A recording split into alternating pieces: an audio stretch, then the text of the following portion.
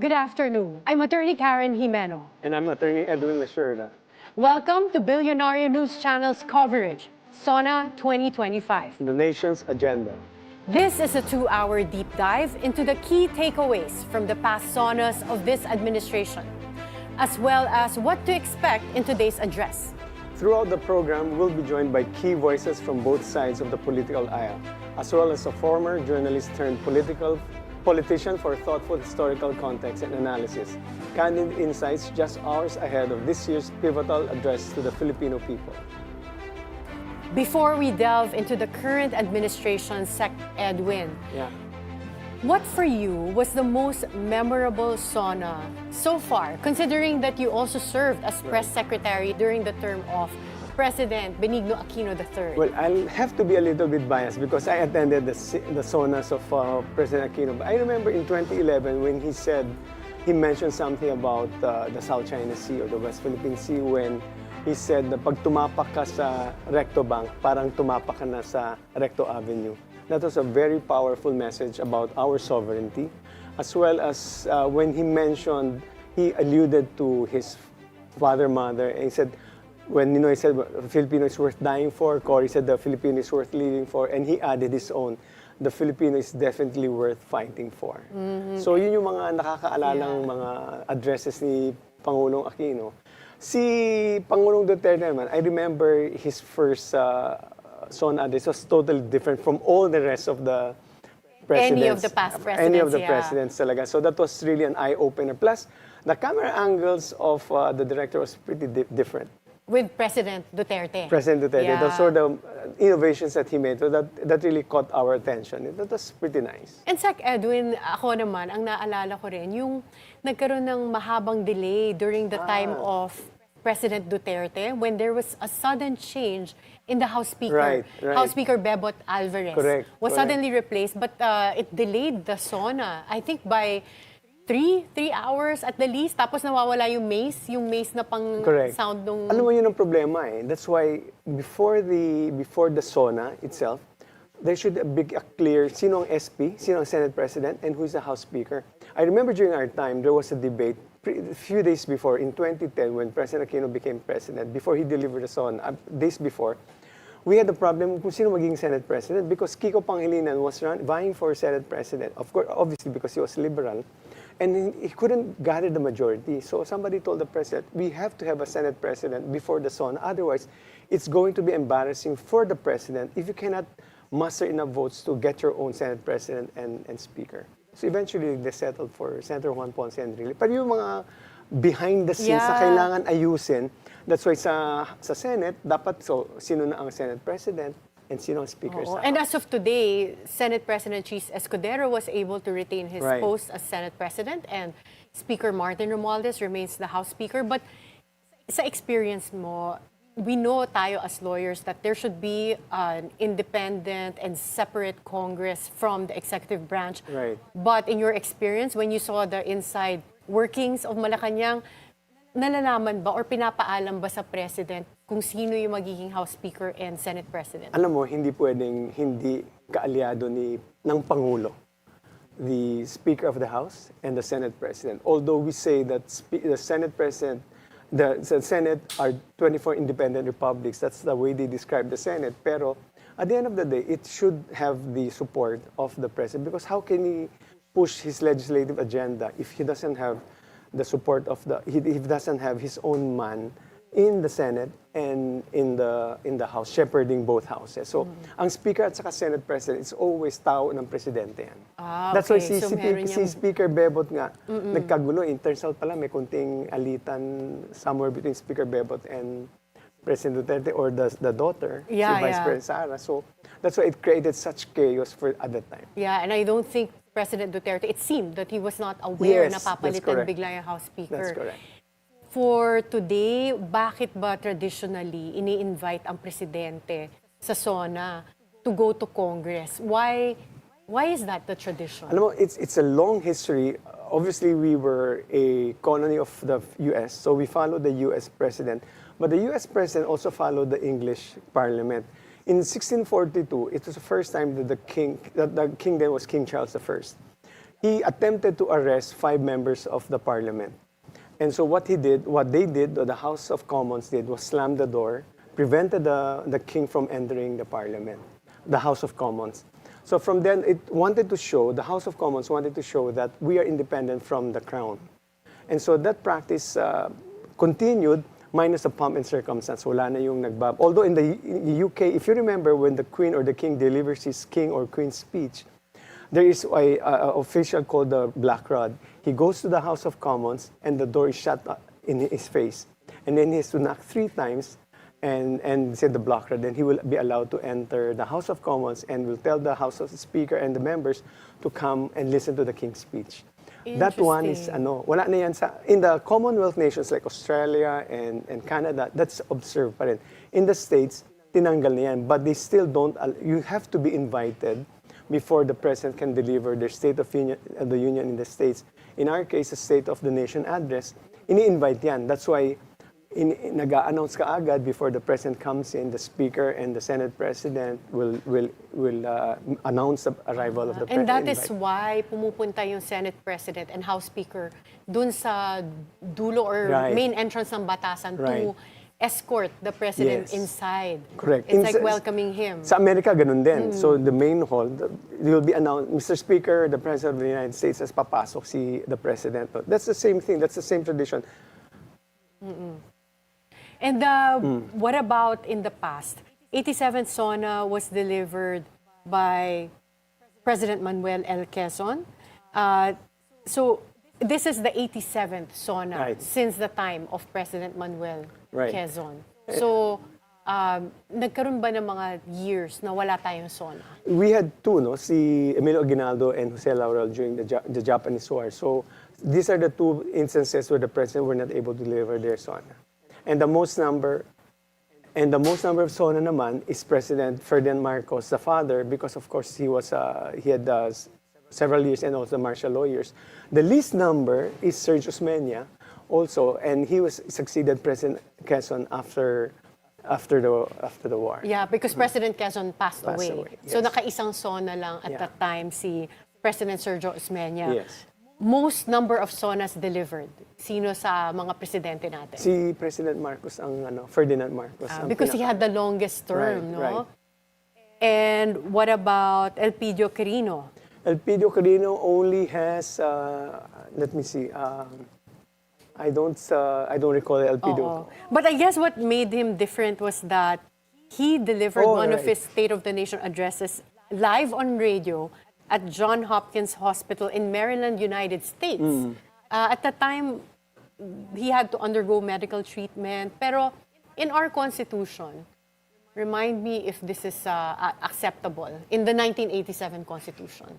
It is, you are required to attend. It is a constitutional mandate, but it's not just a mere constitutional mandate because we will have, he lays down his legislative agenda. Interesting, no? Nagkaroon na talaga ng mga changes over time. So we have Elpidio Quirino that delivered his Sona over the radio.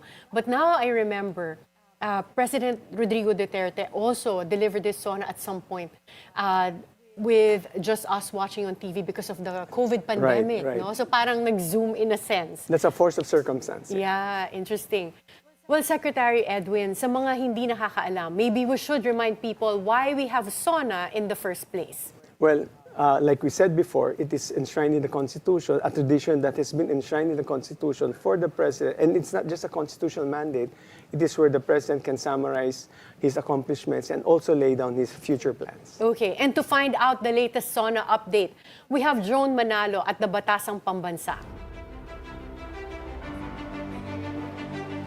Attorney Karen, later Representative Martin Romualdez has been elected as the House Speaker of the 20th Congress, garnering 269 affirmative votes.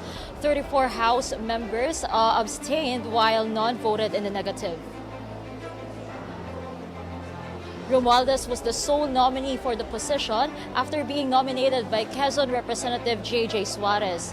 His nomination was seconded by Ilocos Norte Representative Sandro Marcos and other allies, including major political parties such as the Nationalist People's Coalition, National Unity Party, Nationalista Party, and the Party List Coalition Foundation. With no other nominations submitted, the floor was closed for further contenders and the voting commenced. Out of 314 House members 290 were present during the first regular session of the 20th Congress. Despite the overwhelming number in favor, Davao City Representatives Paulo Duterte, Omar Duterte, and Isidro Ungab, along with Puwersa ng Pilipinong Pandagat Party List Representative Harold Duterte, chose to abstain and declared themselves as independent members of the House of Representatives.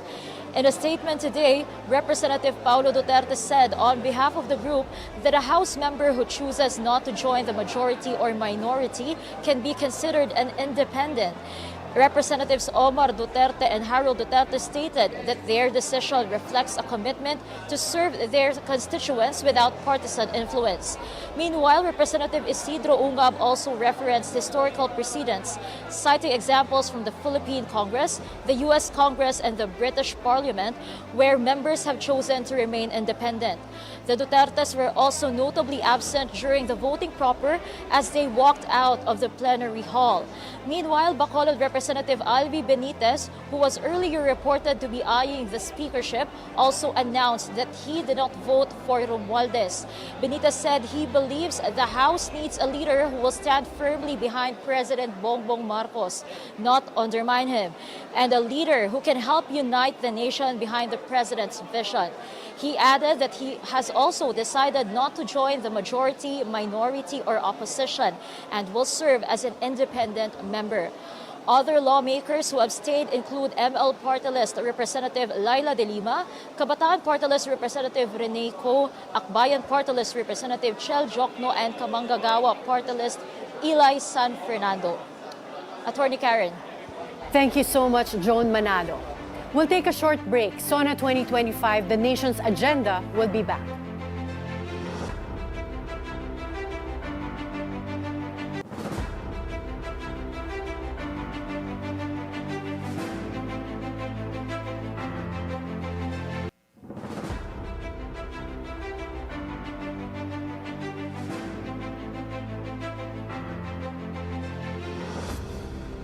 We're back here at Sona 2025, the nation's agenda.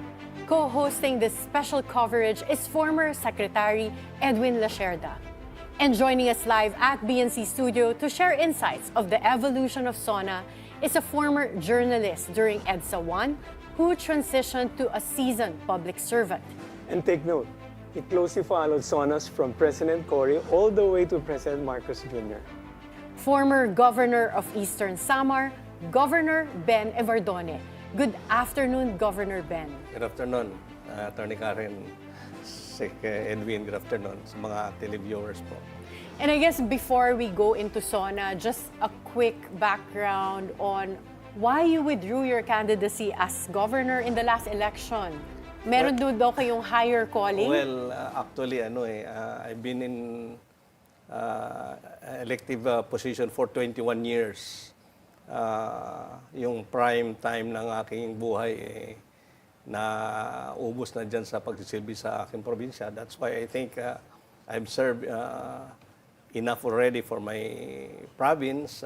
It's about time to enjoy the family life and other endeavors. So I suppose siguro may apostolic mission din kayo.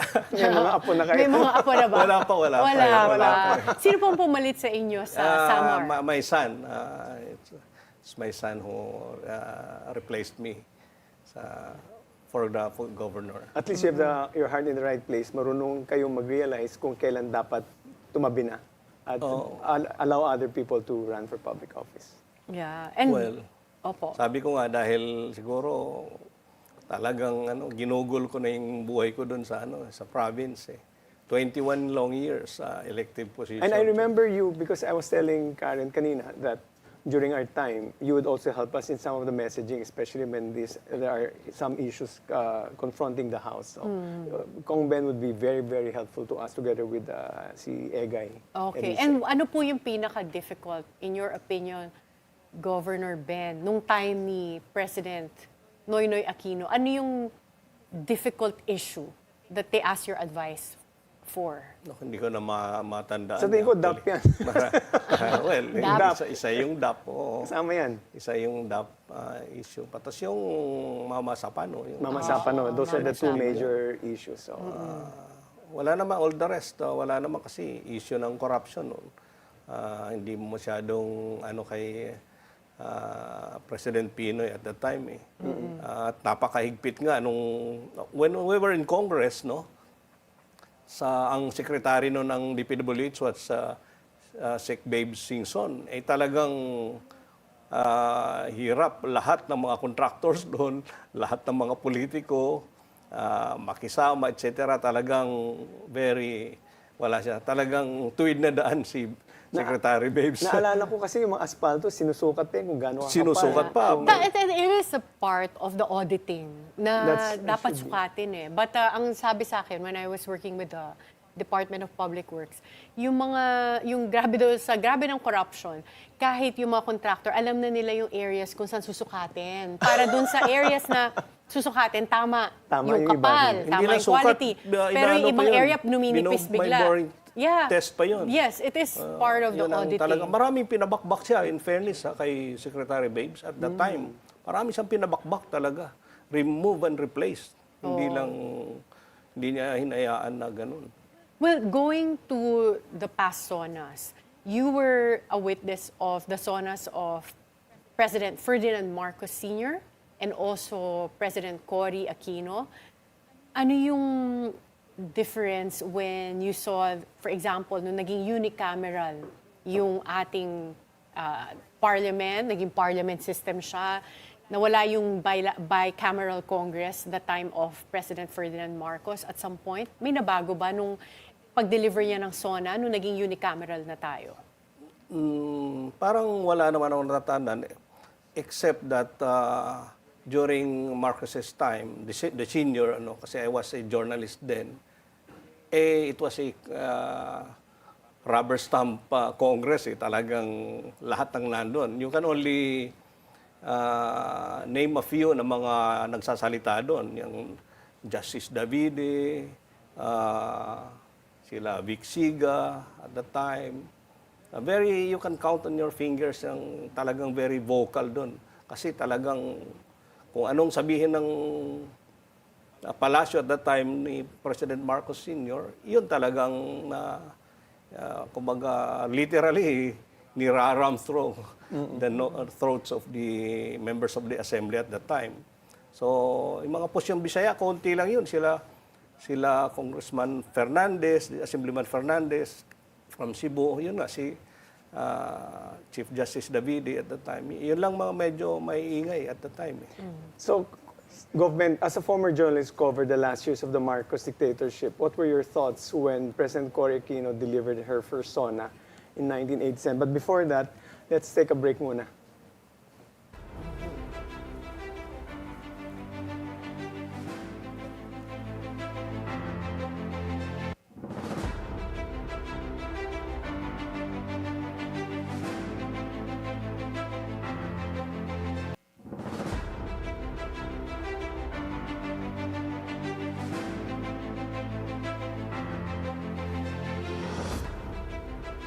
Welcome back to Sona 2025, the nation's agenda.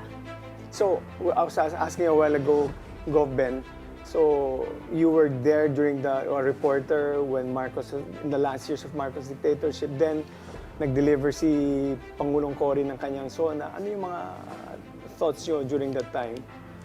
Sa pagbabago ng administrasyon, Napaka-dramatic nung kay Tita Cory at that time kasi parang people's SONA yun eh. It was full of emotion, talagang iba yun eh. Parang tao yung nagsasalita dun sa kanya, parang yun ang naano ko sa ramdam yung pag-asa. In fact, kasi nag-iba. Yun naano ko eh.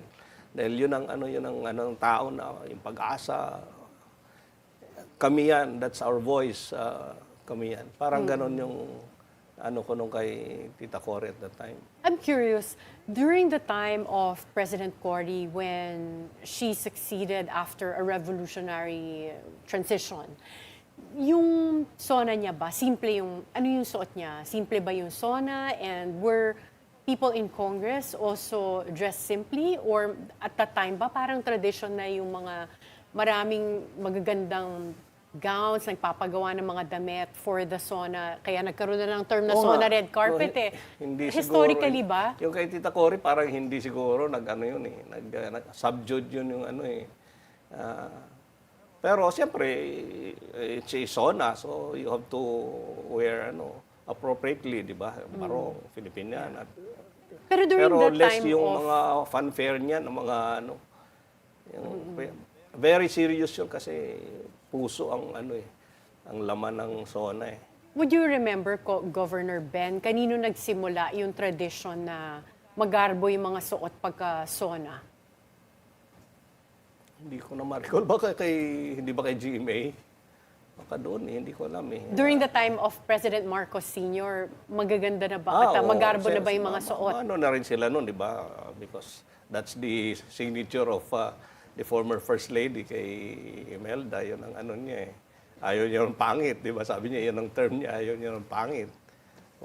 Doon nagsimula yan. Kaya nga sometimes na tatabunan yung content doon sa form sa mga fashion.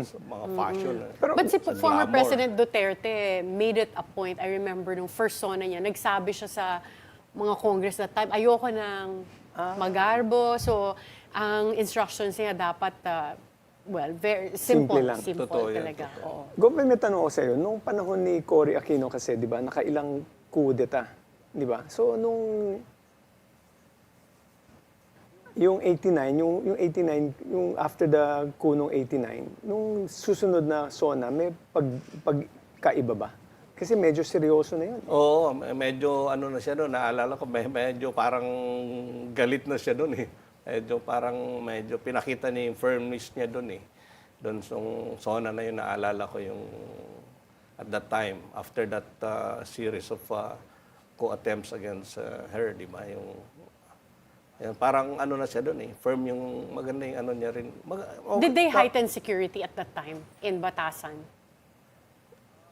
Hindi ko ma-recall kung na-doble or na pero normal naman kasi yan pag nandun ang presidente anywhere. Lalo na Sona, di ba? Siyempre, talagang protocol yan. Number one, security talaga yan. Yung pagpunta ba niya sa Batasan, chopper din ang dala niya o nagkotse siya? Nako, hindi ko na ma-recall. Hindi na maalala yun. Interesting, no? Yung how these protocols that change over time. With President Fidel Ramos, during his time, this was the height of the brownouts.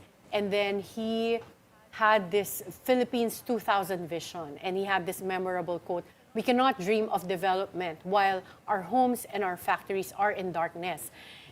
Was FVR able to address the widespread 10-hour brownouts in 1992? And do you see this as also key to his Sona? Would you remember kung naging part to ng messaging niya na tatapusin niya yung brownout? And then, tinutuon niya around December 1993, medyo talagang na-solve niya itong brownout problem. Tama yan. No? Kasi, kasi nung pagpasok ni FBR noon, nag-transition yan sa privatization eh. Correct. From Tita Cory's time na sobrang nag-bleed yung napukor, ang laki ng hemorrhage ng national government, yung infusion ng public funds doon na lulustay lang, etc. So, si Tita Cory, ang naging process niya, privatization to make it more efficient and effective, no? Para less hemorrhage ng national government. So, doon sa transition, talagang nagka-problema dyan sa issue ng power supply. I remember that kasi I worked for a law firm before. We handle a lot of foreign investments. Ang daming pumasok na foreign investors. In fact, yung power nga ang talagang nag-invest talaga on the power sector. It was during his time na medyo gumanda-ganda yung power natin. Nung panahon ni Cory, talagang ang dami nating brownout. Totoo. Talaga, transition yun eh. She wanted yun, privatization kasi ang naging agenda niya eh. Which is the right thing to do also, no? looking back, na hindi naman efficient ang government. Let the private sector. Maganda rin yung vision kasi niya na Philippines 2000. There was something that we look forward to. Yung kay FBR. Kay FBR. Oo, Would you maganda. remember if he was able to communicate this during his SONA at any point, yung vision niya? Yes, oo. Yung we have to Philippines 2000. leapfrog the Philippine economy. Yan ang pang lagi niyang quotable quote niya. Ang dami niya, he dismantled a number of monopolies.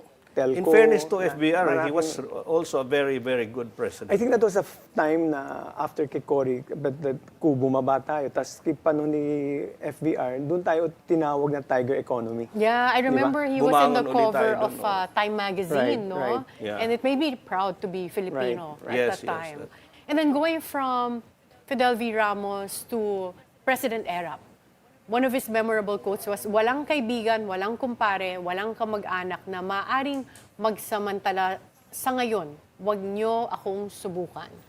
Do you think this was reflected in his governance? Yun naman ang naging problema yata dahil it was, I think, the opposite was the cause of his Maganda yung sinabi downfall. niya eh. Maganda, Unfortunately, actually. the words did not translate to reality. Reality. Oo. Well, actually, now that you are saying nga na hindi nag-translate sa reality, it did remind me of the time na under President Erap, may sinasabi silang midnight cabinet na yun daw yung taga-advise sa gabi. Oo. At yun daw yung pinapakinggan. Kwento nga na isang dating very brief naging press secretary niya, di ba, kaibigan natin, yung ano daw Rizal Day. Alas 7, alas 8 dapat nasa Luneta, flag racing. Alas 7 na, tulog pa, hindi pa gumigil. Sabi ko, ba't si sir hindi pa Rizal Day ngayon, flag racing? Wala, hindi namin. O ginising niya, sabi, nung ginising daw niya, si Gloria na lang ang papuntahin doon. So hindi po pumunta si President Erap? Hindi raw. Dahil yun nga, siguro because of the midnight cabinet. No, na, yun ang isang nakwento doon in relation sa midnight cabinet. No. Although, ang ganda ng projection ni President Erap kasi para mahirap, di ba? It was such a catchy, pangmasa eh. yeah, very Yun ang catchy pangmasa nga yun talaga. Ano lang siya doon sa mga kaibigan niya eh. Sa mga circle of friends niya, yun lang sa kanya eh. Kaya siya na-impeach. Kaya siya But you know what, to me, is something that is reminiscent of that time. Naging central figure that time si Atong Ang when Manong Chavit also had an expose about wetting and President Erap back then. And now, leading up to this SONA, we have Atong Ang being a central figure in this whole missing Sabongero case. So, but do you think that issue affects this administration in any way? Well, somehow it depends. If this administration can solve the problem, malaking issue yan sa kanila, malaking plus point yan sa kanila. But kung hindi, medyo hanging din yan. No?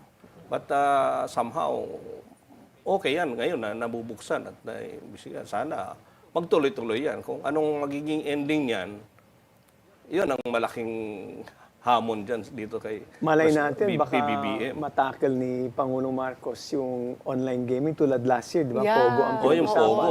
Pogo. Do you think there would be a mention of Sabong and online gaming in this year's SONA? If you were to venture a guess. Siguro yung Pogo dahil that was one of his main points in the last SONA. No? So you mean magkaka-recap kung ano yung Palagi ko, na-accomplish nila? dapat i-report niya ano nangyari. Talaga namang total wala namang Pogo, legal and illegal, or yung iba kasi nagpapaikot ng legal. Yung gambling kasi, kung Ben, talamak talaga yan. I mean, common na sa atin yan. May wetting na dati, may ano. Pero ang problema dito sa kasalukuyan kasi it's because it's online. Ang daling mag-bet at saka 24 hours yung, alam mo, isabong, 24 hours yun. Tapos tataya ka, Gcash lang. So, ang dali, the facility of betting has been made so easy. Yeah. Kaya naging issue ngayon sa atin yung, at lalo na ang mga tumataya, ay yung mga nasa nasa baba, hindi Totoo yan. at sa sobrang daling nauubos yung pera nila sa Ang daming experience sa amin yan, Sec Edwin, kasi siyempre, governor ako, ang dami kong experience sa malapit. Mag-asawa, mga pulis, talagang nababaon sa utang, etc. Dahil sa online Dahil gambling. sa online gambling. So palagay nyo ba, the president will go to the extent of banning online gambling the way he did ban all types of pogos in the past Sona? Tingin ko, but PAGCOR is one of the cash cow of the government. So, paano yan? Isa yan sa mga malaking bumubuhay actual ngayon sa PAGCOR is the online gaming, the legal online gaming. Pag nawala yan, paano yung PAGCOR? Maybe the same manner with PCSO, no? So, malaking issue yan. Now, kung hindi naman i-totally ban yan, how to control or regulate is the issue eh. Di ba? Paano mo i-regulate talaga yan? Kasi ang hirap nga eh. Yeah, it's Yung really technology works in the different enforcement ways. is also tricky, no? But after Ferdinand Marcos Sr., who delivered the most number of Sonas, we have former President Gloria Macapagal Arroyo, who had a total of 9 Sonas. Governor Ben, ano yung pinaka-memorable sa'yo with President GMA in terms of her style? She was known for having a lot of economic figures dun sa kanyang mga Sona. Pero ang naalala ko, yung meron pa siyang yung bata na kasama yung bangkang papel na sumulat daw. What is your take on her style sa Sona? Mga ano yan eh, mga ano na lang yun eh, part ng kumbaga gimmick na lang yun eh. Pero So hindi in totoo fairness, yun? May sumulat ba totoo talaga na naman, bata? I don't know if kung talagang totoo yun. No? But in fairness naman kay GMA, talagang ang focus naman niya talaga economy. No? In fact, yung 12% VAT, siya yun. And other tax measures na talagang very unpopular. kaya natalo si Ralph Recto. He Oh, no. thinks, As Senator, Ralph Recto was the one wipe who... out. Yeah. Pero tama But kayo it did dun. cure the deficit, right? It cured because Yeah. it stabilized the fiscal position of government kasi may regular na pumapasok na VAT note. Dito we're not just relying on tax and custom duties. Ngayon may VAT tayo. It really stabilized the fiscal inflow of money to the national treasury. Yeah, very unpopular yun, yung mga tax measures ni GMA. But being an economist nga, alam niya siguro, talaga yun ang kailangan eh.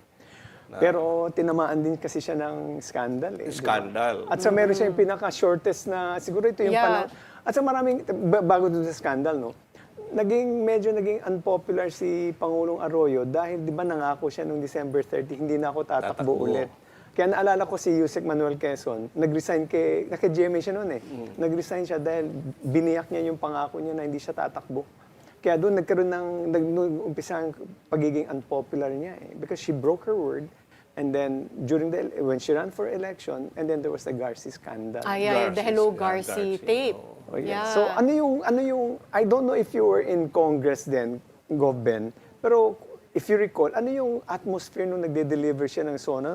Yan yung panahon yata that she delivered the shortest. 1,500 words, yeah. Parang, well, at the time I was governor eh. First term was governor. Pero ano yung, wala kayong ano. But what is, as someone who's a former journalist and you've witnessed so many Sonas in the Philippines, what is the strategy of making your Sona short versus long? Because like you said, nung time ni PGMA, nung medyo controversial yung atmosphere, it's one of the shortest Sonas Pero that she had. maganda rin yung kanyang branding, ha? Galing kay Bobby Tiglao, Strong Republic. Strong Republic. That was At also saka a very yung, nice, yung Roro. Right. Kasi inter-island connectivity, maganda rin yung kay GMA na yun. And we Maganda still rin. see the benefits up to now, Yeah, yung that's Roro, true, right? Yeah, that's true. Right now. Nakikita mo, from Manila, pupunta ng Boracay via Batangas, dyan sa Mindoro, nandun na. So, Even Manila to Mindanao, all the way to Mindanao. Pero nung nasa gobyerno kayo, no, kahit na governor ka, no, ano ang pakiwari mo sa gobyerno ni Pangulong Arroyo dahil dito sa scandal na nangyari sa 2004? Kasi 2005 siya yung shortest niya eh. Ano yung feeling ng somebody who is closely allied to the malaking president? problema talaga kasi issue. Ang dami niyang issue eh. Ang dami niyang issue na isasangga na yung issue ng corruption, yung CTE. MBNCTE. Nga, no? May CTE pa, yeah. CTE pa. Ako naging lawyer ni Jun Lozada noon eh. Talaga. And June Lozada was recently released already. Yes, was recently released. Yes. On probation. Right. Probation, no? So, Yun, CTE. Yung North Rail. yeah. And then the airport, Terminal 3, was that also Terminal 3, Piatco. under, PGMA's time, right? Piatco thing. Were you ever Bebot asked to advise? Alvarez, ha? Yes, Piatco was under Piatco. Congressman Bebot Alvarez, who was not yet a congressman at that Yeah, time. he was no? secretary of DOTR at the time. May mga kwento yung mga dati niyang cabinet secretary na naging cabinet secretary namin, si Butchaban, sila din Quezon. Tapos Hayat din, saka na namin kwento yan. Pero yung tunggali sa loob ng kabinete ng mga reform-minded at saka yung mga iba na talagang for survival, yung naging naalala naming nagiging tunggali friction in the debate within it because they're the liberal-minded ones who eventually left the cabinet. And then there were those who were there to make sure that PGMA survived the end of her term. Yeah. And interestingly, the Secretary of National Defense at that time, Gibo Teodoro, is now the Secretary of National Defense again under President Bongbong. And who was her Marcos. presidential standard bearer in 2010. Yes, exactly. Yeah, interesting. But Governor Everdone, were you asked to advise at the time nung kay President GMA to handle how to handle the mga issues? At tumulong din ako sa kanya to deflect yun nga yung issue ng yung destabilization. Right. Kaya lang, hirap na hirap talaga din kami dahil sa issue ng mga corruption eh. How can you defend that eh? But at least that time wala pang social media. Okay, so would you say now mas mahirap ang trabaho Mas mahirap, ng mas mga mahirap. ng government and Malacanang when it comes to managing mga crisis? Talaga mas mahirap na yun. Very complicated.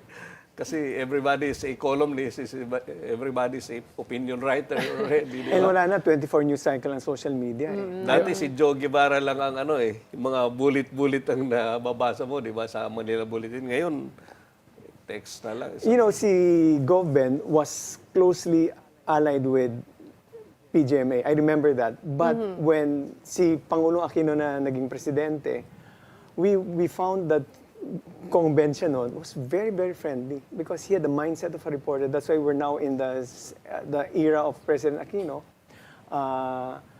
He delivered all his sonas in Tagalog. So, kamusta yung feeling nyo na dinideliver sa Tagalog? Yung mga hindi native Tagalog, nahihirapan ba kayo? Hindi naman. Okay naman si Pinoy. Kaya lang, siyempre, naalala ko, alam mo yan, na bago mag-deliver, ikinig muna ng music niya. Talaga? Anong music? Hindi ko alam to. Yun ang parelax niya eh, di ba? What does President Aquino I'll just listen give you an to? example. I was always asked dati nung panahon namin sa Palasyo, parati may interview, anong sasabihin niya sa Sona. Hindi mo naman pwedeng sabihin, kaya hintayin nyo na lang. Pero that's the same question asked over and over again. But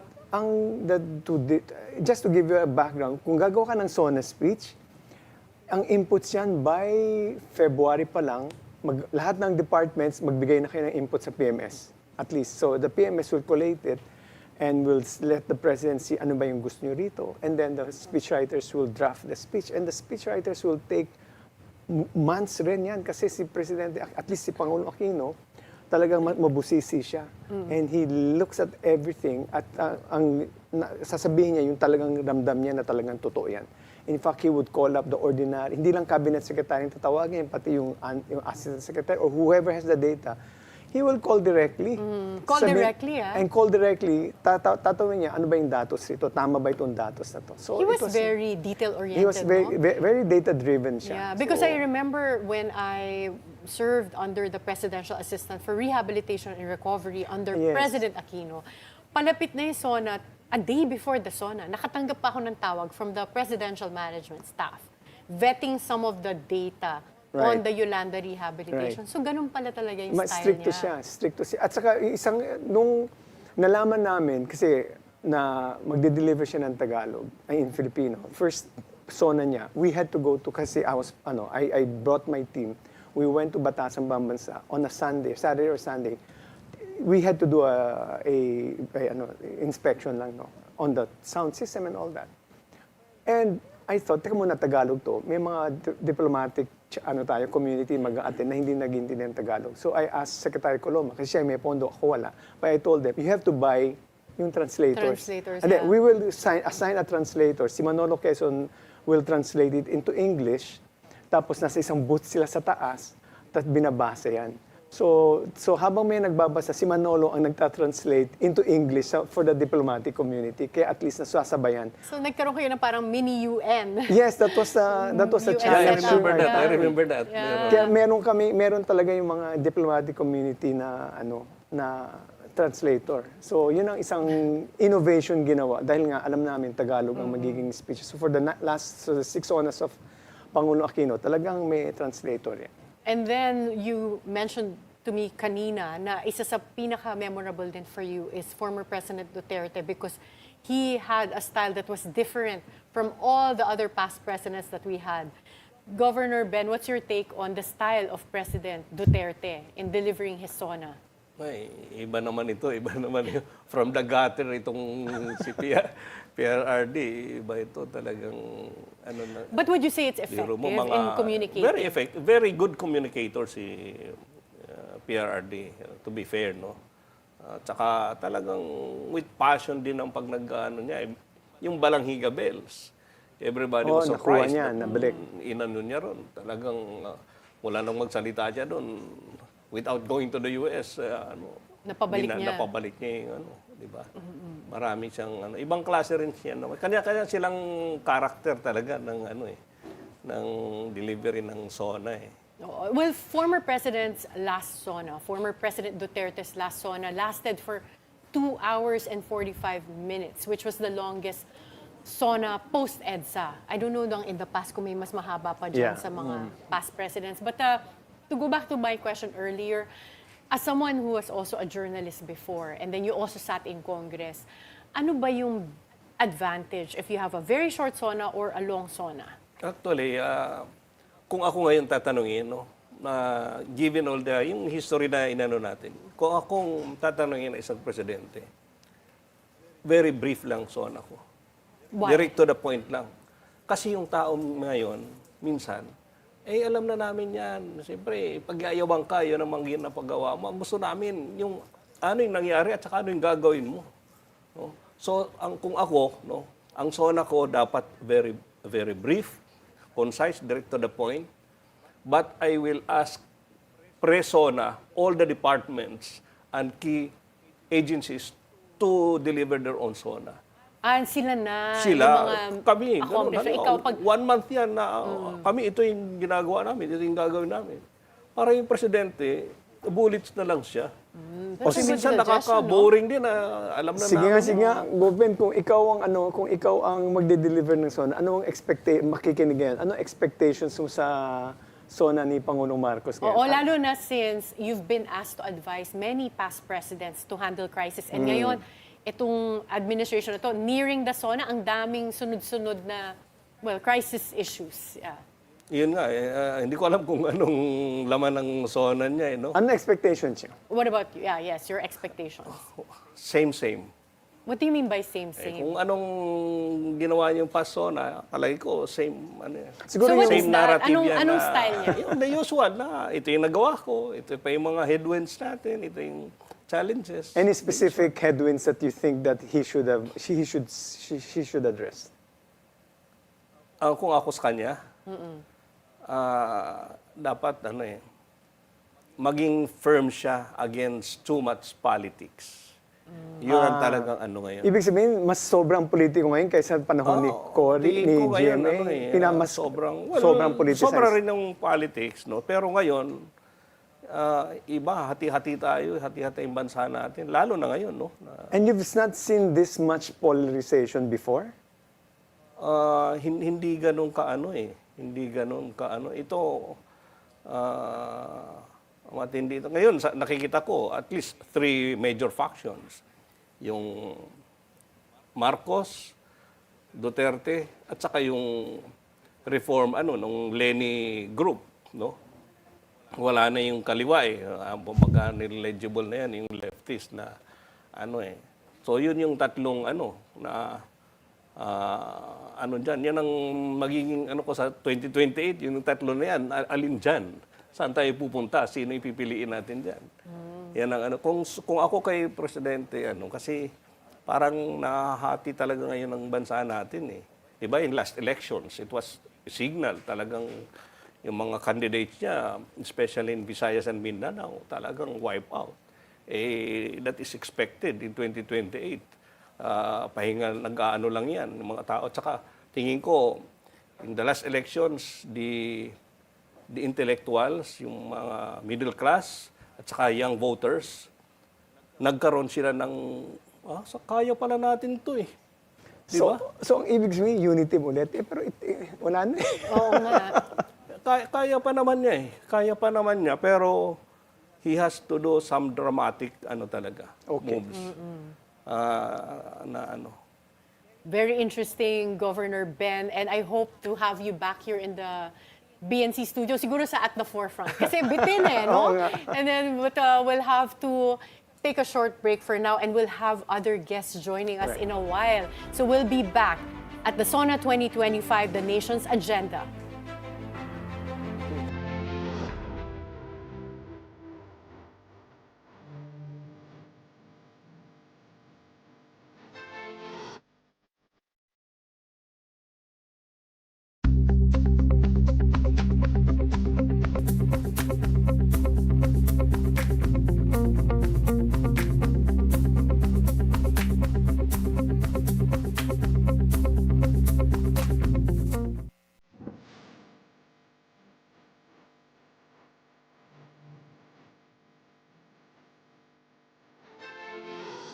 We're back at Sona 2025, the nation's agenda, and I'm joined by a very illustrious panel here. I have former Press Secretary Trixie Cruz Angeles, and of course, co-hosting with me is former presidential spokesperson Atty. Edwin Lacierda, and then we have another lawyer here, Vice Mayor Harold Respicio.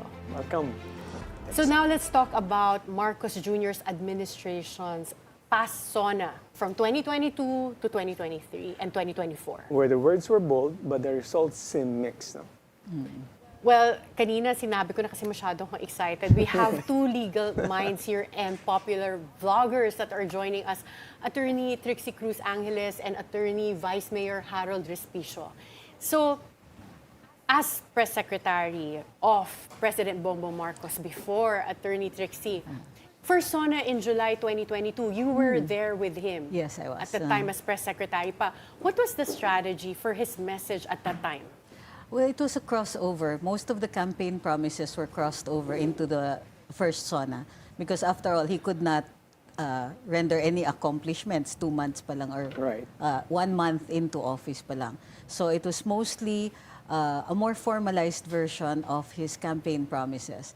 So with emphasis, let's say, on agriculture, science and technology, ano pa ba? There wasn't much yet sa infrastructure because the promise was continuity. So, but those were his centerpiece projects.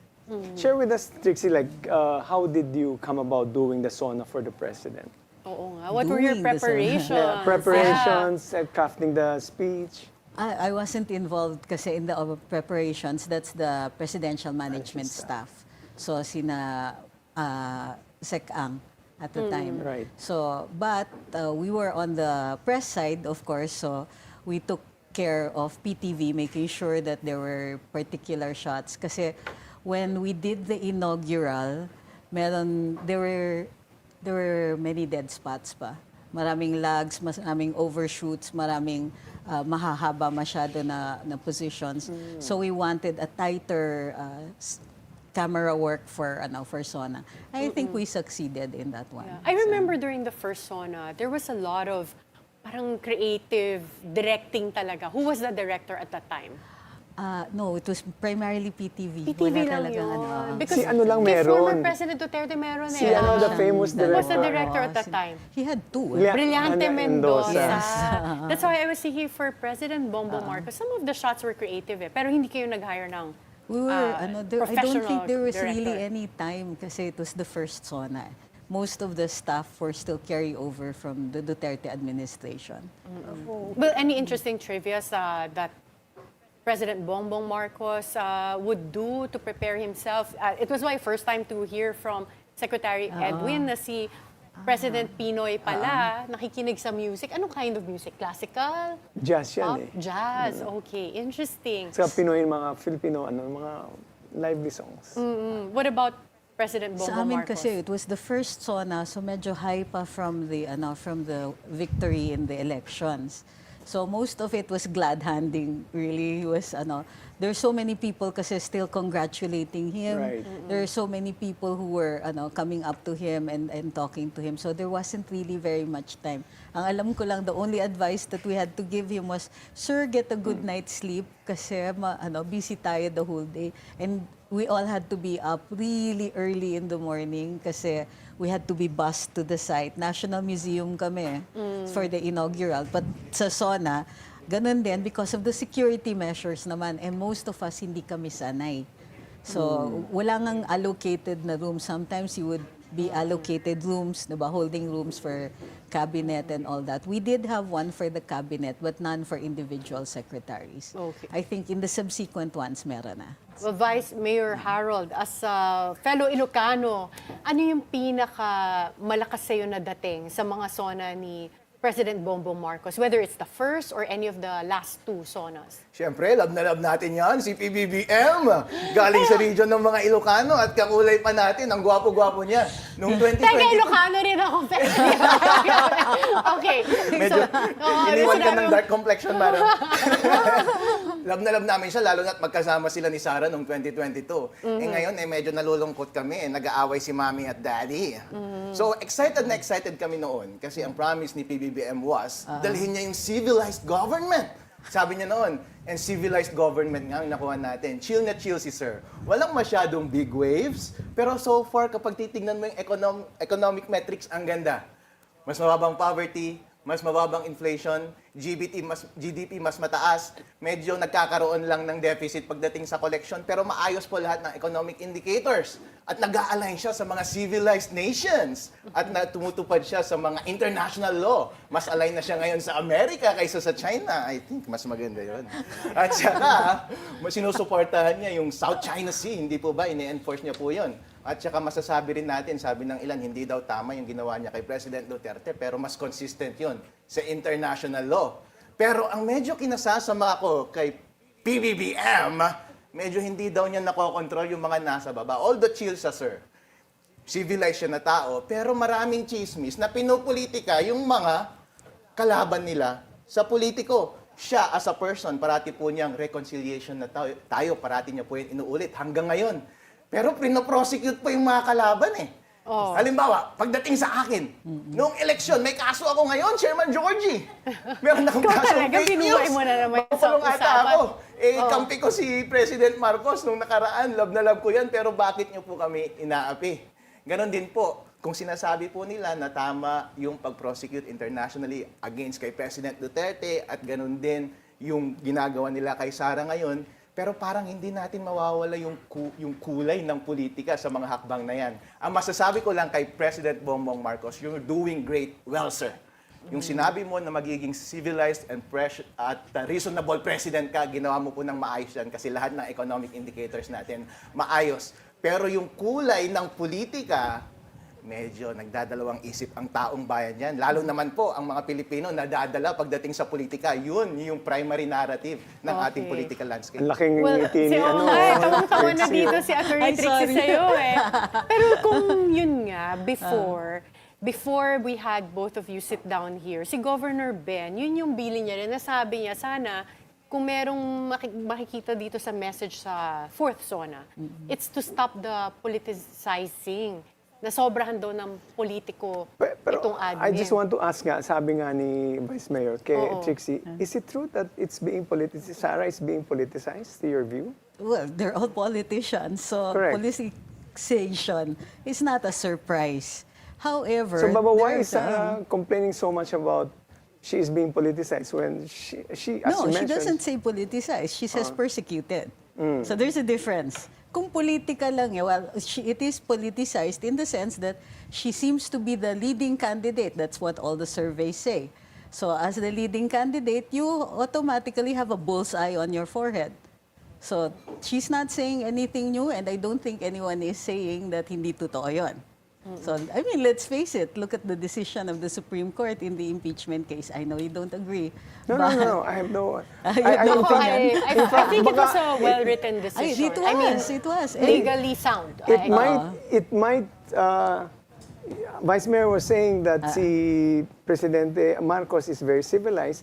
It jives with his personality that he doesn't want to do impeachment. Maybe that falls. That's true. That That's aligns. true. In Yeah. that That's true. sense, Sarah and Bongbong are aligned in that they don't want an impeachment case moving forward. However, the statement from Malacanang says that they don't agree with the decision, but they respect it. So in that sense, yun talaga yung comms ni PBBM. It's always been, we respect, but we disagree. So ganyan talaga siya magsalita. The other people who speak on his behalf, they don't quite get the flavor of what he actually wants to project. But tama si Attorney Harold. But I do have some reservations on the About the decision. decision, But anyway, what we've always said, I've always maintained the view that Supreme Court decisions are so esoteric, people will follow anyway. I mean, That's if- Well, True. because based on our constitution, we have no choice but to follow the Supreme Court. That's They why. have the last say. But we also have when a it saying, comes hard to- cases make bad law. So it's one of That's those. also true. You can say the same thing for the United States That's when correct. they overturned That's correct. Roe But versus that's Wade, why right? Like there's no, at tingin nyo ba dalawa, babaguhin ng Senado yung decision or will they defy the Supreme Court? Para sa akin po, gusto ko si President BBM mag-focus ka lang, sir, sa mga magaling mong ginagawa. Ang galing mo sa economics, ang taas ng mga metrics natin, ang galing mo sa peace and order, at least wala na yung mga tokhang parati na rine-report. May pinaparinggan ka ba? But I want to ask later siguro, isa-isahin natin yung mga reforms na yan. Kasi when you say economics, the President used to occupy the post of Agriculture Secretary before it became Secretary Kiko Ayan, Loren. nako. And kasama sa campaign promises was the 20 peso kilo rice. And Rice. here on Bilyonaryo News, I had as our guest the administrator of the National Food Authority who said that to sustain the 20 peso kilo rice, they have to subsidize. Exactly. So, ano ba nangyari with that campaign promise? Well, Do you first of think- all, ano ba ang reach ng kadiwa, yung mga rolling stores na yan? 15% lang na especially in the rural areas. 15% lang ang inaabot ng mga merkado. Bukod pa dyan, Metro Manila, saan lang naman ang availability ng kadiwa. So kadiwa really is a small project with a lot of publicity. So plus, yun na nga, subsidized. Because they cannot afford to cover more than just 15% of the, at least market reach. Hindi nila kakayanin. Kasi nga, heavily subsidized sila. They buy expensive, they sell very, very cheap. And they don't buy at source. I mean, they don't buy directly from the importers. They buy from the importers at jacked up prices already. They don't even buy from our local farmers because the NFA is constrained under certain COA regulations. Hindi pwede ang broken rice, hindi pwede yung, they have to get a certain quality of rice. So, again, limited din yung purchasing power nila with regard to locally produced rice. So, a lot of that is imported. So, we're leaking money just to be able to say na nagpababa sila ng presyo ng bigas. But Attorney It's not Trixie, you real. were part of the campaign of President Bongbong Marcos. Wala ba nag-advise sa kanya na wag i-promise yung 20 peso Actually, meron. per kilo rice? And this was also revealed by Vice President Sara in one of her press conferences. She said that she was actually there, I think they were on a plane, and he was being told na hindi kakayanin ang 20 pesos na bigas because to be able to be fair to our farmers, we have to buy it at least 22 pesos per kilo, 22 to 24 pesos per kilo. But he just said, sige, di bale, mas catchy kasi ang 20 pesos na kilo ng bigas. Baka may secret formula ka. OA kasi sa mag-promise si Oy, sa BBM ano din yan, nung panahon na yun, medyo too good to be true po. Pero in fairness kay PBBM, he did all that he could para mapababa yung presyo ng ating basic goods. Inflation is low, kasama na dyan yung bigas. Anong ginawa niya para mapababa yung presyo ng bigas? Nag-open siya ng importation ng bigas. Kapag mas maraming supply, mas mababa yung presyo ng bigas. At saka nag-improve din siya sa agriculture para ma-improve yung ating production. Mas improve yung production, mas maraming supply, mas bababa yung bigas. Wait. Mas bumaba po in general yung presyo ng bigas, pero sir, medyo OA yung 20 per kilo. Huwag tayong mangako masyado kapag hindi natin kaya Bakit nga i-reach. ba mangangako pa siya? Trixie, let me ask you one question. The inflation right now is what? It's below Below 4%. below It's 4%. between It's within the 2% achievable to rate of 3%, between 2 to 4%. So, with that, with your inflation rate at that range, you don't have to worry about the 20 peso because the prices are going down anyway. Supposedly. But prices of food are still high. Yeah. Kasi ang problema, yung supply and logistics system nga. Yung supply and logistics system is something that he promised in the campaign as well as in his first SONA. Meron pa siya yung sa poultry, science and technology, innovations dun sa poultry, and especially nga, so supply and logistics system, how is he doing? Nangako ng 500 na cold storage, ilan na ang nagawa niya sa 3 taon? 50.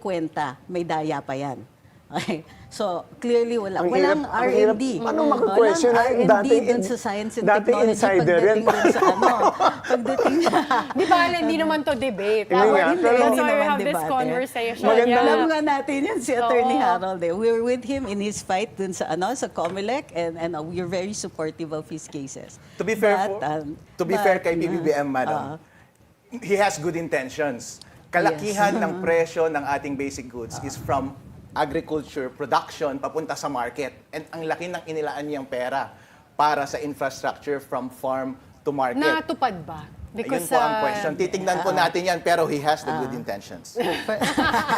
Unfortunately, good intentions do not feed us.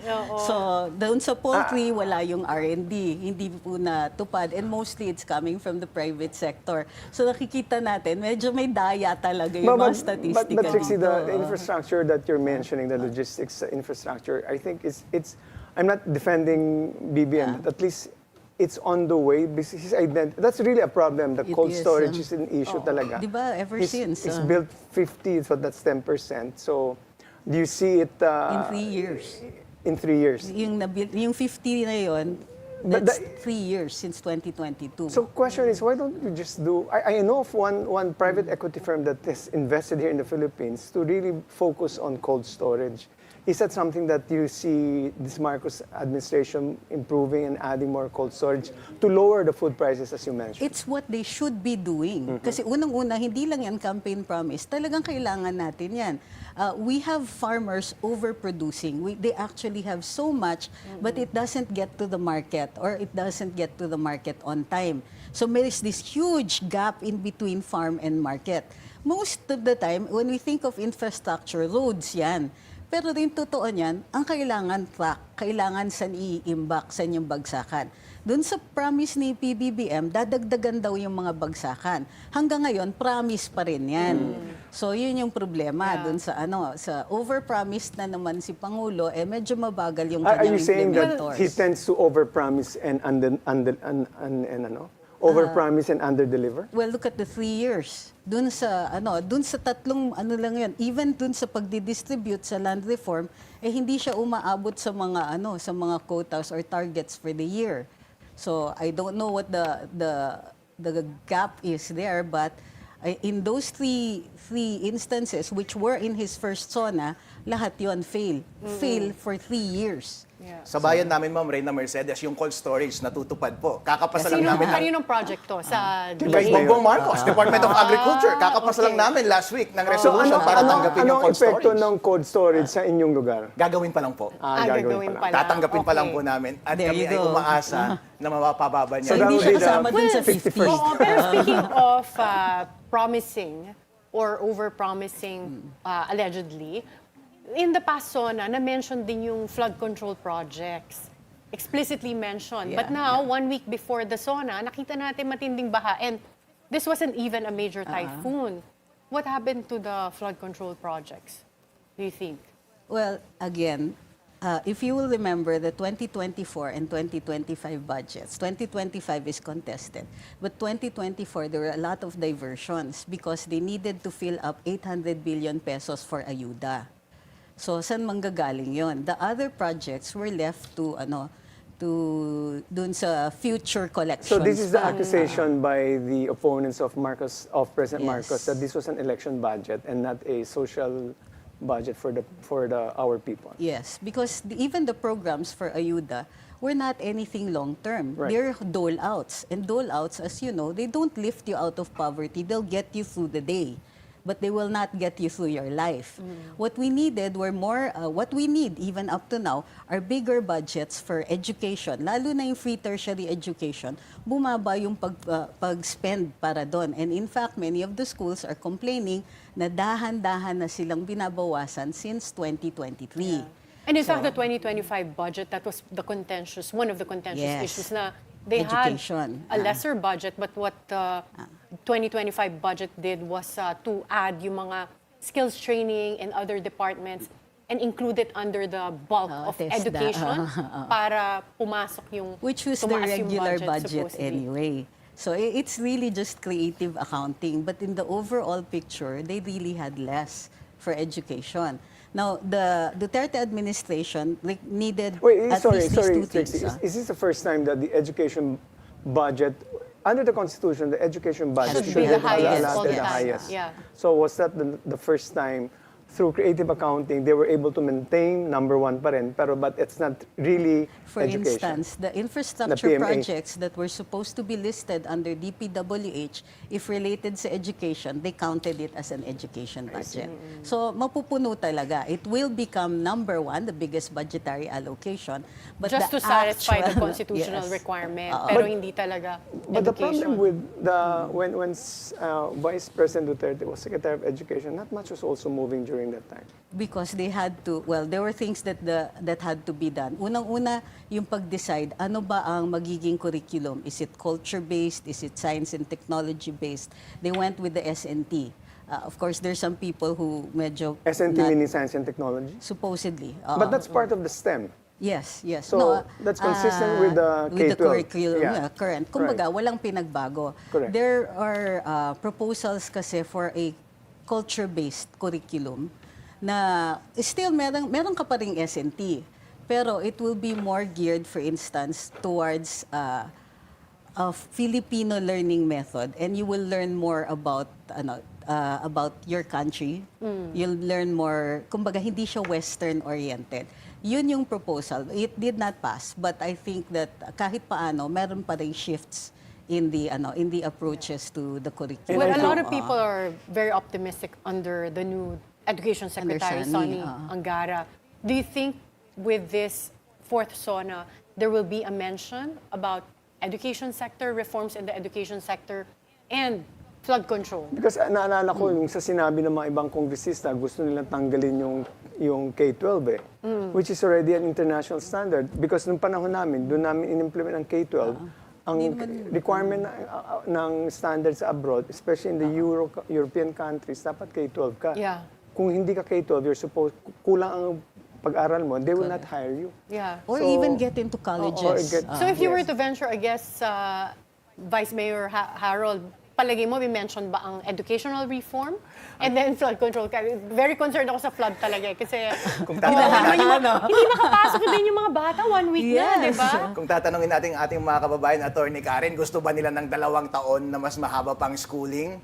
Ang mahal-mahal ng bilihin, ang mahal-mahal ng allowance, ang mahal ng uniform, ang mahal ng mga libro. Kung sila po ang tatanungin, excited na silang dumiretso kaagad sa pagtatrabaho. Nung panahon ko po, nag-graduate po ako ng college. 18 years old na ako noon. 18 years old pa lang ako noon. Ngayon, yung mga nag-graduate, 28, 24, nabibitin sila ng ilang taon po para pa gumita ng pera. Tanungin po natin ang ating mga kababayan, ano ang gusto nila? Yun po ang ibigay natin sa kanila. Pagdating naman po sa flood control, naabutan ko pa yan nung bata pa ako, binabahan naman na taon-taon dito sa Metro Manila. Naalala ko, nakatira pa ako noon sa Sampaloc.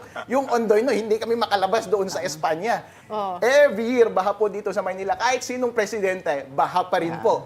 Pero maganda yung ginagawa ni PBBM ngayon na kinokontinue yung build, build, build. Pero sabi niya, build more. Yeah. Tingnan po Build natin better kung more. maaalay Yeah. natin yung ating pagbabaha. Well, build more. Build Have you better more. seen build better more? Talagang kailangan BBM yung acronym, no? Build better more. Have we seen any of the gains sa subway project, railway, and any new major infrastructure?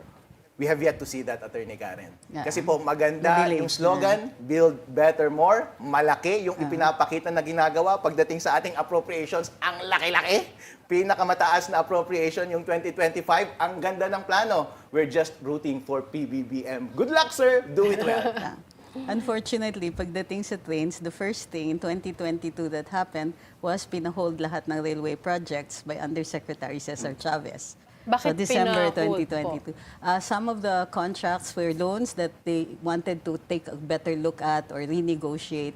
So natenga siya after 1 year. Recently sinabi, uumpisahan na uli. Because when they removed the original contracts or the proposed contracts that were already for signing, they realized they couldn't get a better deal. So now, they can't get back to the old contracts. They're shopping around for new ones. So, yun Okay, yun. so we're back at looking at the procurement stage or looking for a new contractor. For new, I think we're back to the loan stage. I think they just Madidelay rolled siya out the talaga. Dalian trains. Yeah. It just during our time, it was stopped by the Duterte administration. And then President Marcos just recently decided to roll it out, the Dalian trains. Okay. But the Subway Dalian is trains were underway. able to roll out during the Duterte administration. The what? Sorry? Inayos yun eh. So they had to suspend, not because the Duterte administration stopped it, COA did. So in order to comply with COA, there were two trains kasi isa lang yun eh. Di ba yung Dalian train parang continuous siya. They were sent to Japan for checking and to determine kung papasok siya. And then they were cured. Meron silang binago so that they would comply with the COA standards. Ngayon lang sila natapos, which is why yung ibang Dalian trains magagamit nila ngayon. Attorney Trixie, question. Sa mga appropriations, ang lalaki ng appropriation para sa Build Better More. Sinasabi mo, ang daming mga suspension at ang daming delay. Saan Totoo kaya yan. napupunta yung mga inappropriate na pera? Hindi ko pa naimbestigahan yung part na yon. Pero syempre, pagka nagkaroon ka ng savings, di ba, you can reallocate. So, within your department. So, hindi ko pa na-check kung saan napunta yung sa trains. Pero yung sa Davao, yung Mindanao Rail was also suspended in 2022. Yun talaga yung pinaka-naantala. Kasi dapat by this time, meron na tayong initial na segment na inaugurate. But unfortunately, hindi yan natuloy. Maraming natigil actually sa pagdating dun sa trains. So, sayang yung pagkakataon na yan. Yeah. Well, going back to 2023, one of the central pieces of the Sona of President Bongbong Marcos back then was the Maharlika Fund. What accomplishments have we seen from Maharlika Fund? Wow, we have yet to see a publicized report ng Maharlika Fund kasi nung nag-umpisa siya, ang sarap pakinggan. For the first time, may wealth fund ang Philippines. Ginagaya natin yung mga most advanced nations na magpapayaman sa ating bansa. Pero since public fund ito, dapat rin-report yung Maharlika Fund yung performance nila. Kapareho ba nila yung PhilHealth Fund? Kasi yun yung malaking question po kasi ang kinakatampo ko ng konti kay President PBBM, may malaking issue na lumabas pagdating sa PhilHealth. Public fund po yan, dapat minamanage ng maayos. Ang daming accusation na ninakaw yung pera ng PhilHealth.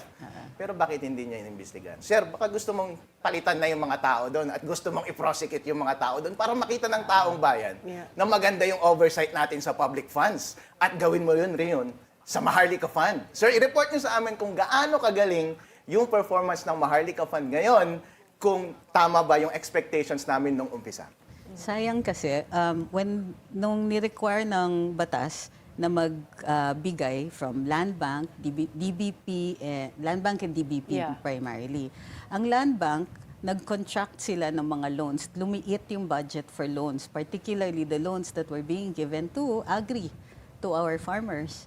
So yung mga small, micro, medium-scale enterprises, primarily for agriculture, yun yung bumaba yung available na funds. So bumaba din po yung statistika natin dun sa mga panibagong nagpapasok dun sa sa agrikultura at saka yung mga gumagamit ng mga loans na ito just to keep their businesses running. Are you So, expecting isa yun. any updates on how Maharlika is doing in this Dapat fourth kasi, diba? Sona? Yeah. Hindi ba dapat? Kasi yun nga yung centerpiece program yun. Unang-una pa lang, di ba, noong 2022, in-announce ito at sinabi ito na ang kasagutan sa kakulangan ng pera para sa infrastruktura natin. Pero hanggang ngayon, nasa GAA pa rin yung infra natin at wala pa po tayong nakikita, tama si Attorney Harold, na tayong nakikitang report kung may kinita na ba to, saan ito I think ininvest. medyo it's, I'm not defending the Sovereign Wealth Fund, no, the Maharlika, but I remember one of the major investments of Maharlika Fund was on the national grid, which is very important for us because we need to improve our transmission lines. No? So that's one that I know of. I don't know the others, but it will take some time because the return on investment is not just immediately after a year. Pero But I guess dapat the may reporting sana, The no? reporting Because it's should public be, fund. should be forthcoming. If it's, I think that should be done. Naman. Yeah, But, and since it's an innovation of this administration, I think people are curious to see what happened from At may result na sa national grid kasi integrated na yung Luzon, Visayas, and Mindanao. Na So kung grid, meron mang yes. positive na lumabas from the investment ng Maharlika Fund doon sa national grid, mas konti na lang pong ating brownout kasi integrated na yung Luzon, grid, Visayas, and Mindanao. Good job, President BBM. Well, another question I'd like to ask, since I want to take advantage, both of you have been, well, you have a case on fake news, Vice Mayor Harold, and Attorney Trixie, you attended the congressional Yes, inquiry on fake news. Palagay niyo ba i-mention to ng presidente sa ating fourth Sona? But before you answer that question, we'll have to take a short break at the Sona 2025 coverage, Nation's Agenda. We'll be right back.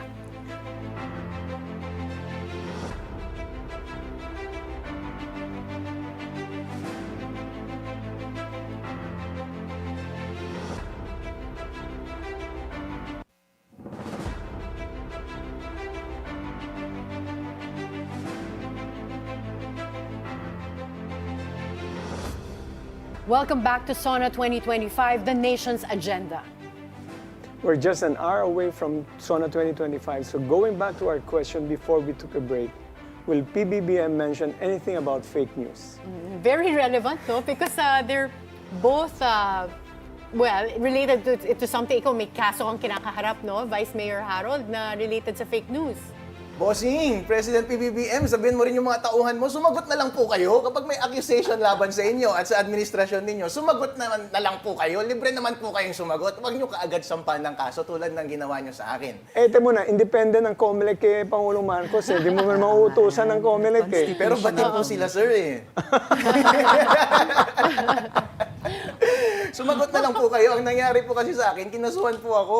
False information that undermines the interest of the state. Sir, pansinin po ninyo yung social media since ang guest po natin ngayon ay yung mga taga-social media. Dahil hindi po kayo sumasagot, PBBM, at ang inyong mga tauhan, hindi po kayo sumisikat sa social media. Gandahan po ninyo ang sagot ninyo dahil po, pag lumalabas sa social media na pinapersecute niyo yung mga tao, eh hindi po kayo pogi niyan.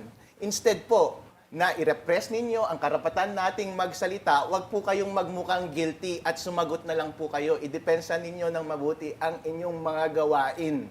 Mas maganda po iyon kasi po kapag mukhang rine-repress ninyo ang speech, mukha pong pinopolitika ninyo ang inyong mga kalaban. President, hindi nga tayo magkalaban eh.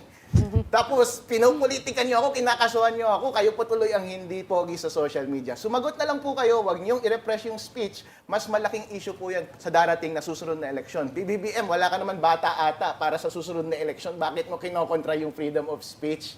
Pabayaan mo po ang taong bayan na magsalita. Sumagot po kayo ng maayos. Kapag hindi po kayo sumasagot ng maayos at bagkus sinasampa nyo sila ng kaso, mukha po kayong guilty. Kayo po ang mukhang mali. Well, Attorney Trixie, as former press secretary, but you were also present in the congressional inquiry on fake news in the 19th Congress. Ako yung pang-headline. Oh, what do you expect? I-mention kaya ito sa SONA ngayon or mag-endorse kaya ng as a legislative agenda for the 20th Congress to have legislation to combat fake news? I think kasi if they feel that they are put upon, that he has to defend something, then he will bring out yung fake news. Yun yung pinakamalaking depensa niya eh. Nasabi niya na halos lahat ng sinasabi tungkol sa kanya, walang katotohanan yan. Ang totoo, magaling kami, productive ang administrasyon. Hindi kami nagre-repress o nag-o-oppress ng mga karapatang pangtao o karapatan magsalita at magpahayag. So if they're on the defensive mode, yan ang unang defense mechanism nila. And it's very easy kasi nga walang legislation. Nagpunta kami sa Kongreso, wala pala silang meron silang mga previously filed bills, pero wala kaming working draft na pinag-uusapan yon. Nagamit yung tuloy ito na pagkakataon, hampasin yung mga vloggers na ayaw nila yung mga sinasabi. So, sige, par for the course. Alam namin na kaya ninyong gawin yan sa amin, pero hindi naman kami titigil. Ang punto dito is, hindi rin na pag-usapan ng maayos. Maganda pag-usapan yung fake news. Di ba ito ay bahagi ito naman ng ating karapatan na dapat for public discussion, lalo-lalo na kung gagawa tayo ng polisiya. Pero dun pa lang sa umpisa, ano ba ang definition ninyo ng fake news? Bukod sa nasa Article 154, wala tayong bagong pinopropose para dyan. Kasi sa totoo lang, tingin ko, kahit ang Kongreso, iniisip nila, paano tayo magpo-propose, ang laki kaagad na magiging challenge yan sa Korte Suprema dun sa constitutionality niya. So, imbis na actually gumawa tayo ng polisiya, hampasin na lang natin itong mga vloggers na to. Ganun po yung tingin namin sa mga nangyayari ngayon. So, ang tingin ko, dahil pinaparot din ni Yusek Claire ang linya na fake news ang Malacanang, then I think na kahit paano mababanggit yan at gagamitin yan na depensa. So, par for the course naman yan from both sides, diba? Yeah. Everyone accuses. So, Okay lang, we're looking at a few minutes away from or an hour away. So, what are your expectations, or what do you hope to hear from President Marcos? Everybody wishes well for the country. I mean, on that side, Yes, and maybe on your own side also, or what expectations do you want to see in this? Iba yung hope sa expectation. Right. Linawin lang natin yon. I hope, but I doubt if this will happen, that the president suddenly wakes up and decides, I'm just going to fire all these people who are in the way of my vision. Kasi malinaw naman yung vision niya nung kampanya. Tingnan mo naman, that's very ambiguous. Sino specifically? Well, for instance, hindi ako sang-ayon kay Speaker Martin. He's a nice guy, but he has led the 19th Congress in a way that not only appears oppressive and greedy, and look how many cases are filed. They failed in their impeachment. It is not a successful Congress. So, alam ko magpinsan sila, so I know that this is a vain hope, na pagsabihan niya yung pinsan niya. Ilan ang legislation na pinopropose ni Pangulo? Ilan doon ang naipasa? Ng Kongreso pa lang, ang daming wala doon. Ang nauna, syempre, yung mga revenue generating, yung sa taxes and all that. Hindi naman tayo tutol doon sa ibang mga, nakikita natin, kailangan yung mga revenue generating na hikao sa pera talaga. Pero bakit hikao sa pera? Kasi nga, doon sa challenge sa 2025, nakikita natin yung proseso na ginagawa ng Kongreso in the past 3 years. So, number 1, Martin Romualdez. Sino pa ba? Yung ibang mga ano ba ang nangyayari sa infrastructure? Sino na nga ba ang secretary ng Public Works? Kaya nadi-disappear yung pangalan niya kasi disappearing din ang mga proyekto. Kailan ba last time nag-ribbon cutting ang ating Pangulo? The last time he did, it was a Duterte project na tinapos lang during his term. Nasa na dun sa housing, puro groundbreaking ang ginawa niya. Kailan siya nag-ribbon cutting? Nada, wala. Yung pinangako na 1 million homes per year, last year sinabi na nila, ay sorry, di namin magagawa. So, binabaan yung expectations. Alam niyo yung expectations kung ilan na lang? 60,000 homes daw in 2024. Hindi pa rin nagawa. So, yan yung ang gusto kong makita, Mr. President, binago na nga niya yung sa housing, pero, and I think may konti siyang cabinet reshuffle, pero nakikita pa rin natin na in spite of all the supposed reshuffling, wala pa rin in the doldrums, nothing. They don't even have an effective communications campaign. Kung totoo yung sinasabi ni Attorney Harold, then why aren't people happier? Why aren't people seeing this? Why aren't people feeling it? Isa pa, yung DILG. Kasi ang totoo niyan, hindi nararamdaman ng ordinaryong mamamayan na tahimik ang lugar. na mababa ang crime rate. Sinasabi nila mababa ang crime rate. Alam natin kung paano nagkaroon ng statistika na ganon. Kasi noong 2024, mayroong mga polisiya kung dukol dun sa reporting ng crimes. Tingnan niyo, biglang nag-spike yung reporting ng crimes on illegal gambling. Pero on everything else, such as, but not limited to, yun sa paghuhuli ng droga, parang bumaba. So ngayon, mababa ang crime rate, mababa ang droga, mababa ang holdapan kasi hindi siya nare-report. And in most cases, pag may nahuli, nare-report siya as illegal gambling. Haba ng listahan niya. Yes. Pero very specific. Ginajustify ko Very lang. specific yung So request kailangan, ni Atty. Mr. Trixie. President, if you are the person that I know you to be, you wake up and decide, I am going to make history. I'm going to fire everybody because you have not helped. I'm going to go back to my vision. I'm going to go back and check on my agriculture department if they're living up to it. I'm going to kick out certain people in there because that is a graft-ridden agency, and make sure that people get food. Make sure that at least there's some sane and rational prices when it comes to food, because this is an agricultural country. Our farmers keep producing, but the consumers are not getting the prices that they want. Kahit isa lang, Mr. President, kahit yun lang, kahit agriculture lang, ang laking tulong na ngayon. Okay. Ang maganda po kay PBBM, kapag siya ay nagsalita, natutupad. Nung sinabi niyang wala ng pogo, wala ng pogo.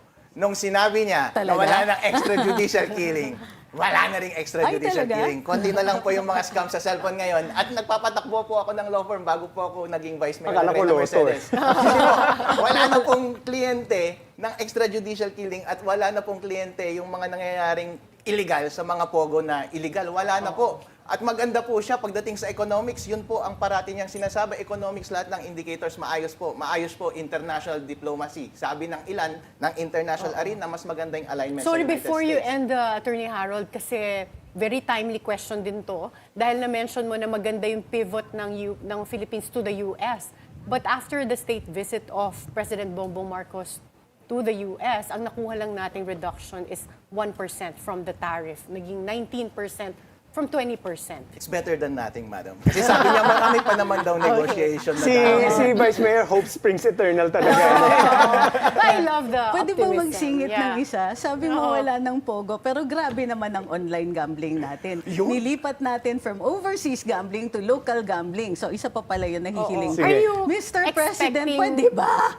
Online gambling. Sana So, po. are you expecting that? Kasi yun yung surprise nung 2024. Yun ang finale ng kanyang third Sona. Complete ban on Pogo. Now, are you expecting a complete ban on online gambling? Gawin mo rin yan, President, tulad ng ginawa mo ng Pogo. Banggitin mo ngayon ng malinaw, wala ng online gambling at papalakpak ang taong bayan kapag this year natanggal mo ang online gambling tulad ng pagtanggal mo ng Pogo. Love na love ko po namin kayo kapag yun ang ginawa ninyo. At sir, yung mga tauhan ninyo, huwag nyo masyadong spoil, sir. Masyado po kayong tahimik eh. Kapag sila po ay nangaapi ng mga kalaban sa politiko, pansinin niyo po sila. O kaya kapag may accusation ng Unahin corruption, niyo. huwag po kayong tumahimik. Halimbawa sa PhilHealth, kasuhan na yung mga yan at tanggalin na yung mga yan sa pwesto. Ang gawin mo lang, isumbong mo ko kay Karen. Meron ba ako magagawa? Naku, sana matuloy pa itong discussion na to. I have an idea na dapat isama namin kayo sa abogado because very lively ang sagutan with Attorney Trixie and Attorney Harold. Thank you so much for your time. Thank you. An update on the BNC team coverage at Batasang Pambansa when Sona 2025, the nation agenda, returns after the short break.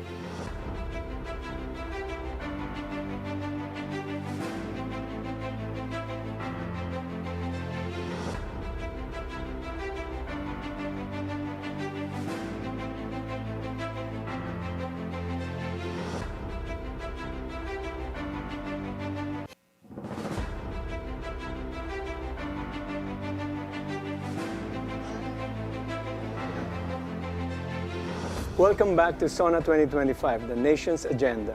To give us an update at Batasang Pambansa, we have Ferdy Salvador. Hi Ferdy, what is the general atmosphere there in Batasang Pambansa? Good afternoon, Edwin and Attorney Karen. Well, it's now jovial. However, earlier it was a little somber. We're seeing a lot of people now entering. It's the thick of the representatives, the senators, the dignitaries, and invited guests coming into the plenary hall. Well, for the how's the weather there in Batasang, Pambansa? Earlier, there were still strong rain showers. Gumanda na ba yung panahon? It's still overcast, as I can see from where I'm standing. I'm actually inside the hallway where normally it's a red carpet, but from where I'm standing, it's still a little overcast. Well, we hope na maayos yung connection natin with Ferdy. Sec Edwin, mukhang naputol ng konti because he's live there at the Batasang, Pambansa. But he did say na nandun na yung mga karamihan ng politicians at punong-puno na ngayon yung Batasang, Pambansa. We're seeing a little bit of fashion na. Yeah, but you know, Sec Edwin, earlier this morning daw, pinatanggal yung red carpet. Oh. Yeah, so I heard that they asked in Senate to take out the red carpet, and in Batasang, Pambansa rin daw walang red carpet this time, which I think is very appropriate kasi yung nakita naman natin yung mga nasalanta nitong nitong nakaraang linggo, parang insensitive naman kung may parang fashion show, di ba? And yung sabi nga ng iba na minsan kasi yung mga gown na pinapagawa, higit pa sa isang taong salary daw ng mga manggagawa. Ferdy? Okay, yes, there's Karen. Ferdy again. Hi, Ferdy. So, you were saying earlier na We are back, Atty. Karen and Edwin. Yes. Yeah, Ferdy, I just want to know, I'm curious to know, who are the spouses and celebrities you've seen walking into the hall?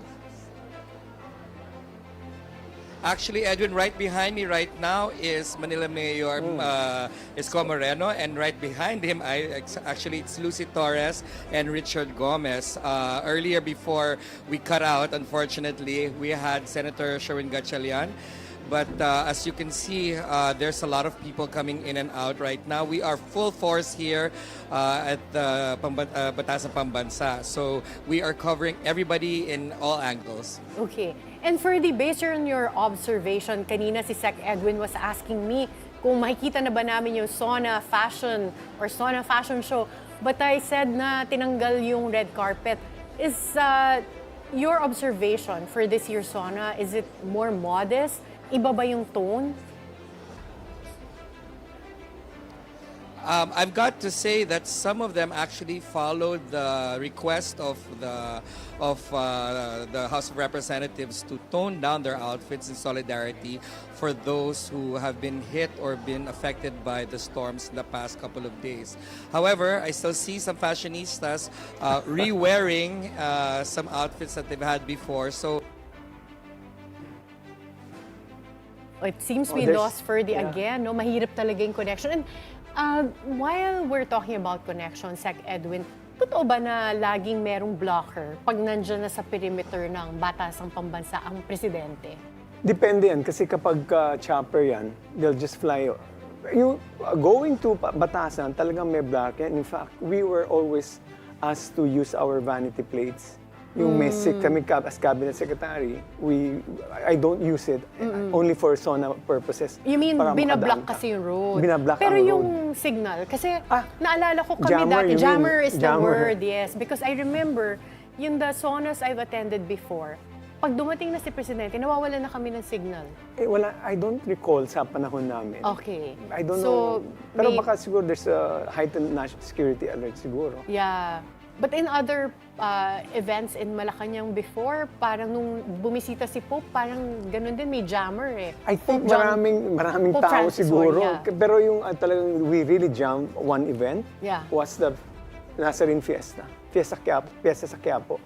Because there was a report na may magbobomba. So we really jumped the whole place. So it's not the standard protocol naman. But siguro, I don't know Daming if it's tao lang siguro. Yeah, sa dami ng tao and the connection, no? But I'm glad to hear that people are more modest this year because of the flooding incidents and what we've experienced as a nation in the past week here. Yeah. And now, anong oras palagay natin magsisimula itong Sona? Ang alam ko, ang standard time namin before, if I recall, was 4 p.m. 4 p.m. Okay. But I don't know kung they've changed it. Yeah. But then, historically, nagsa-start ba on time ang mga Sona? Hindi rin eh. Hindi rin. Hindi rin. Kami, mga cabinet secretary, we would always go to DSWD. Yeah. Oh, yan na si Ferdy. Tanong natin. Ferdy, before we end, what time will Yes, the Atty. Sona of President Bongbong Marcos start? Well, it seems like they're about to close some doors here. There are less people walking on at the hallway here behind me. So it seems like they're asking a lot of people to stay, get their seats already, and it seems like the sauna is about to start, or that the president's about to arrive. Okay. So, When they arrive, when the president arrives, he's I directed can actually to the... hear overhead right now helicopters. I think yan. So, mukhang padating na the nga. president's about to Yeah. arrive. I can see some okay. activity in the air. So, thank you so much, Ferdy. We look forward to seeing the arrival of the president. Thank you so much, Atty. Karen and Edwin. You have a great coverage over Thank there. you. Thank you. From bold promises to real-world outcomes, We've had revealing conversations and insights from both sides of the political spectrum. whether the nation sees steady gains or unmet goals, Today's Sona will either be a defining moment or another hollow rhetoric for this administration. and as always, it's the people who will decide if the words match the reality they live every day. We invite you to stay engaged, stay informed. Up next is Pinky Web with Attorney Nilo Divina and Malu Tiquia. This is Attorney Karen Jimeno. And I'm Atty. Edwin Lacierda. Maraming salamat at magandang araw po sa inyong lahat.